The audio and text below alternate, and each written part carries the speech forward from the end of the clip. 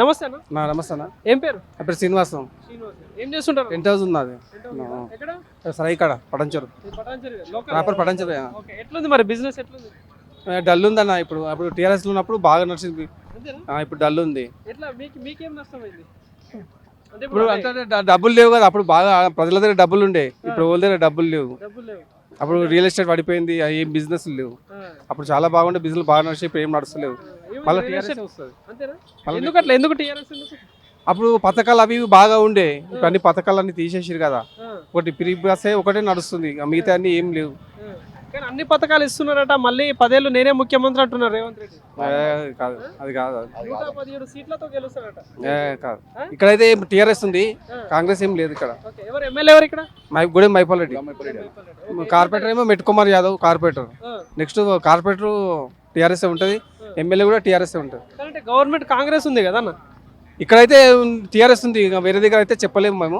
ఇక్కడైతే గవర్నమెంట్ కాంగ్రెస్ ఉన్నా టీఆర్ఎస్ గెలుస్తుంది. ఈ టీఆర్ఎస్ గెలుస్తుంది. ఇక్కడ పనులు ఇక్కడ పనులు బాగా చేసిరు అన్నట్టుగా. సీసీ రోడ్లు ఇవన్నీ మొన్న చేసిరు. అన్ని ప్రతి గల్లీలో వేసిరు. చాలా బాగా చేసిరు. డెవలప్మెంట్ అయితే బాగా చేసిరు అన్నట్టుగా. డెవలప్మెంట్ కావాలి కదా. ఇప్పుడు ఈ గవర్నమెంట్ వచ్చి అందుకుంటారు అన్న. ఓకే, సాయం చేయమంటే సాయం చేస్తారు, అందుకుంటారు. మరి గవర్నమెంట్ దవాఖానాలు ఎట్లుంటాయి? అది బాగుంది, మంచిగా చూస్తారు. ఇప్పుడైతే ఇంకా ఓపెనింగ్ కాలే. ఇంకా ఇప్పుడు కాంగ్రెస్ గవర్నమెంట్ లో కట్టించిలా బీఆర్ఎస్ గవర్నమెంట్? బీఆర్ఎస్ అది ఓపెనింగ్ అయింది. ఇంకా కంప్లీట్ అయింది. ఇంకా ఓపెనింగ్ కాలేదు. ఇంకా కాలేదు. ఉన్నాయా మరి ఇంకా వేరే ఉన్నాయా బస్తీ దవాఖానాలు? బస్తీ దవాఖానాలు నడుస్తున్నాయి. గల్లీ గల్లీ నడుస్తున్నాయి. ఇప్పుడు ఈ సర్ ప్రక్రియ నడుస్తుంది. SIR వచ్చిందా మీ ఏరియాలకి? వస్తుంది. రాసుకుంటున్నారు. అవుతుంది. దొంగ ఓట్లు పోతాయి కదా. ఉన్నోళ్ళే ఉంటాయని.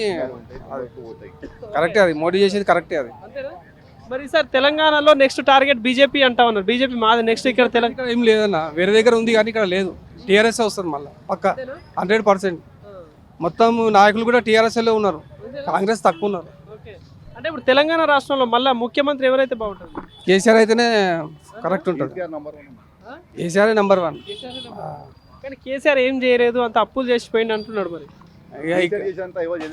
ఇక్కడైతే డెవలప్ అయితే టీఆర్ఎస్ ప్రభుత్వంలో అయింది. ఇంకా అప్పుల గురించి మనకు తెలియదు. దాని గురించి అయితే టీఆర్ఎస్ పక్క 100%.